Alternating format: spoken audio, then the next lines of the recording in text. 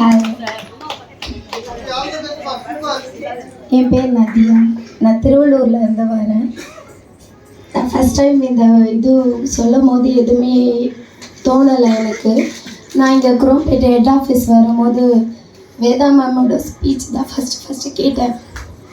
நானும் single parent தான். எங்கள் ஹஸ்பண்ட் வந்து 7 months ஆகுது. அப்போ தான் எனக்கு இது கிடைச்சிது. நான் தொடர்ந்து எல்லாமே என் லைஃப்பில் தோல்வி மட்டும்தான். அதனால் எங்கள் அம்மா அப்பாவுமே சொல்லுவாங்க, நீ எதுவுமே ஏமாந்துருவ, இது பண்ணாலுமே அது கரெக்டாக வராது சொல்லுவாங்க.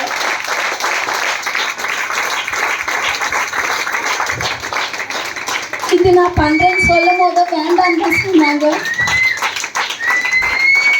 நான் எதுவுமே அவங்கக்கிட்ட சொல்லலை. நான் ஈவினிங் வீட்டுக்கு வந்துட்டு லேட்டாக போகும்போது சொல்லுவாங்க, ஹஸ்பண்ட் இறந்து 7 months தான் ஆகுது, இவ்வளோ லேட்டாக வர, யாராச்சும் ஏதாச்சும் சொல்லுவாங்க. நான் எதுவுமே பேசிக்க மாட்டேன். ஏன்னா நான் வந்து இது வரைக்கும் எதுவுமே அச்சீவ் பண்ணல. என் தங்கச்சி டிகிரி முடித்து அம்மா அப்பாவை கூப்பிட்டு போய் ஒரு அச்சீவ் பண்ணால் நான் எதுவுமே பண்ணல. வெறும் +2 தான் படித்தேன். இதான் என்னோடய ஃபர்ஸ்ட் அச்சீவ்மெண்ட். ஸோ எங்கள் அம்மா அப்பாவை சொல்லாமல் இதை அச்சீவ் பண்ணிட்டு தான் நான் எங்கள் அம்மா அப்பாவை இங்கே கூட்டிகிட்டு வரணும். ஒரு ஸ்டேஜ் ஏற்பட்ட எங்கள் அம்மா அப்பாவை கூட்டிகிட்டு வரணும்னு நினச்சேன். இன்றைக்கி சொல்லாமல் தான் கூட்டிகிட்டு வந்தேன். அவங்களுக்கு தெரியாது நான் இப்படி ஒன்று வாங்க போகிறேன்னுன்றது.